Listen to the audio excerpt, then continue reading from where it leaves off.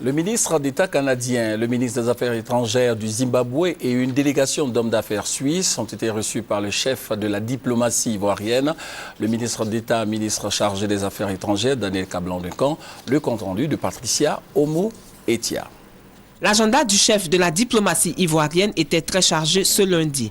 Le ministre d'État, ministre des Affaires étrangères, Daniel Kablan-Duncan, a successivement reçu en audience une délégation d'hommes d'affaires suisses venus en visite de prospection pour investir en Côte d'Ivoire.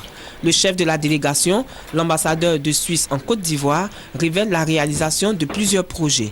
Nous avons parlé de projets très concrets dans le domaine de l'économie agricole, de l'économie rurale, mais aussi dans le domaine du contrôle de qualité. Il a une des grandes sociétés dans le domaine du contrôle de qualité qui est représentée dans la délégation. Mais nous avons surtout parlé en général des grandes opportunités qui se présentent aux entreprises suisses. Les rencontres se sont poursuivies avec la visite de travail avec l'honorable Bernard Valcourt, ministre d'État canadien, chargé du développement économique du Canada Atlantique et de la francophonie. La Côte d'Ivoire est un joueur important au sein de la francophonie internationale. Et bien sûr, on voulait profiter de l'occasion pour discuter de Kinshasa et qui sera le prochain sommet de la francophonie.